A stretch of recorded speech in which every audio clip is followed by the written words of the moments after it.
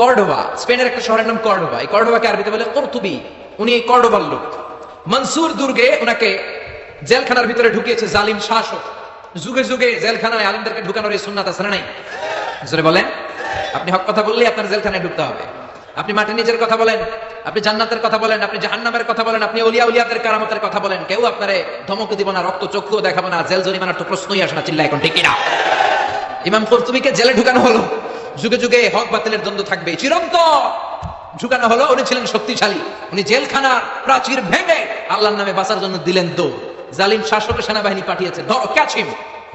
উনি পায়ে দৌড়ায়, জালিম বাদশার সৈনিকেরা অশ্বারোহী ঘোড়া দিয়ে পিছু ধাওয়া করে।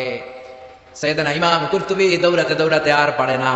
এবার তিনি আল্লাহর নাম নিয়ে পাহাড়ের গুহার নিচে আশ্রয় নিলেন, আর পড়তে আরম্ভ করলেন, ইয়াসিন ওয়াল কুরআনিল হাকীম ইন্নাকা লামিনাল মুরসালিন আলা সিরাতিম মুস্তাকিম। চিল্লায় কোন সুবহানাল্লাহ। উনি ইয়াসিন পড়তে আরম্ভ করলেন। অশ্বারোহীরা অশ্ব থেকে ঘোড়া থেকে নেমে খুঁজতে আরম্ভ করলো। তার মাঝে আর সৈনিকদের মাঝে পর্দা নামিয়ে দিল কে? সৈনিকরা বলে, এই জায়গায় তো নাম ছিল, এই পাহাড়ের পাশেই তো বসলো, কই গেল কই গেল, দেখা যায় না। এক সৈনিক বলে, আমার পেশাব ধরছে, অন্যরাকে পেশাব কর। ওইটার দ্বারাই পেশাব করা শুরু করেছে। ইমাম কুরতুবী বর্ণনা করে, ওর পেশাবের পানি আমার চোখে লাগে, আমার কানে লাগে, কিন্তু ও আমারে দেখে না। সুবহানাল্লাহ। বাড়িতে যে বলেন, চিল্লায় পড়েন সুবহানাল্লাহ। এজন্য কোরআন যদি আপনি বিপদে পড়েন, শত্রুর চোখকে অন্ধ করে দিবে কে? বিশ্বনবী বিপদে পড়লেই পড়তেন, ইন্না লিল্লাহি ওয়া ইন্না ইলাইহি রাজিউন। আমরা শুধু মানুষ মরলে পড়ি বাংলাদেশে। মানুষ মারার দোয়া না এটা, না, এটা বিপদে পড়ার দোয়া। বিপদে পড়লেই আপনি কি পড়বেন? ইন্না লিল্লাহি ওয়া ইন্না ইলাইহি রাজিউন। আরেকটা দোয়া পড়ি আমরা, লা ইলাহা ইল্লা আনতা সুবহানাকা, বিজলি চমকাইলে। এটা ঠেড়া পড়ার দোয়া। কিসের দোয়া? ঠেড়া বুঝেন তো? নোয়াখালীর এলাকায় ঠেড়া হচ্ছে। কি হচ্ছে? ঠেড়া হচ্ছে দোয়া পর। তো এটা আসলে বজ্রপাতের ঠান্ডার এটার দোয়া নয়। বিপদে পড়লেই মুমিন পড়ে ইন্না লিল্লাহি, বিপদে পড়লেই মুমিন পড়ে লা ইলাহা ইল্লা আনতা সুবহানাকা ইন্নী কুনতু মিনাজ জালিমিন। ৭১ পাক হানাদার বাহিনী এদেশের লোকদের উপর অনেক অত্যাচার করেছে, বিশেষ করে হিন্দুদের উপর। হিন্দু পাইলে গুলি করে মেরে ফেলতো। আর মাশাআল্লাহ এই দেশের সব হিন্দুরা ১৯৭১ সালে কালিমা পড়ে একেবারে টাটকা মুসলমান। পাকিস্তানিরা ধরলেই কয় আমি মুসলমান। এই যে শোনো কালিমা তাইয়্যিবা লা ইলাহা ইল্লাল্লাহ মুহাম্মাদুর রাসূলুল্লাহ। এক পাক হানাদার বাহিনী এক বাঙালি মুসলমানকে ধরছে। বেটা তুই মুসলমান না হিন্দু? তো মুসলিম আর হিন্দু। বাঙালি কয় মুসলিম। আমি মুসলিম। কয় তাহলে কালিমা কর, সালে কালিমা বাতাও। বাঙালি কয় লা ইলাহা ইল্লা আনতা সুবহানাকা ইন্নী কুনতু মিনাজ জালিমিন। পাকিস্তানি কয় সালে ये तो मुसीबत का कलिमा है। বাঙালি কয় हम तो भी मुसीबत में है। এটা মুসিবতের কালিমা, আমিও তো মুসিবতে। ৩ সৈনিক ৩ দিক দিয়ে বন্দুক ধরছে। আমার হুঁশ আছে কোন কালিমা কোন আমি নিজেই মিলাইছি।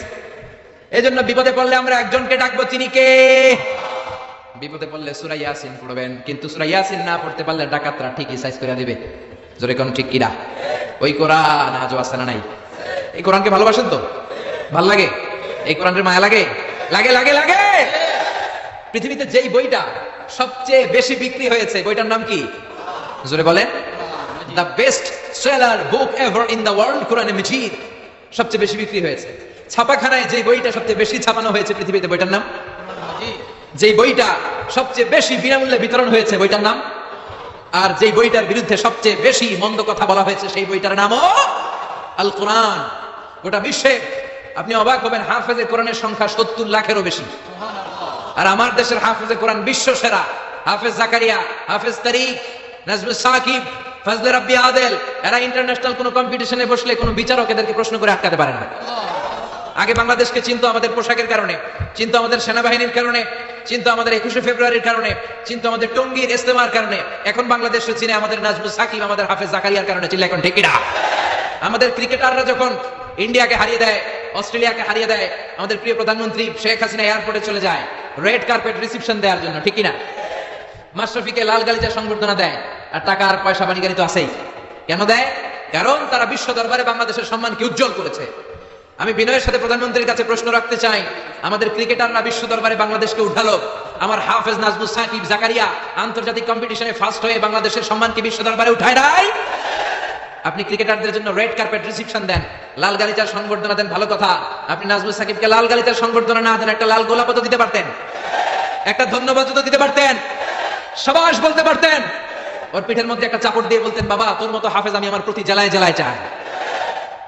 যে দেশে হাফেজে কোরআনের সম্মান নাই, ওই দেশে আর বিশ্ববিদ্যালয়ে হাফেজে কোরআন জন্মাবে না। ওই দেশে জন্মাবে ডাকাত, টেন্ডারবাজ, দুর্নীতিবাজ, নেতা খাটা। ওই দেশে জন্মাবে এরশাদ শিকদার, ওই দেশে জন্মাবে বদরুলের মতো লোক যারা খাদিজারে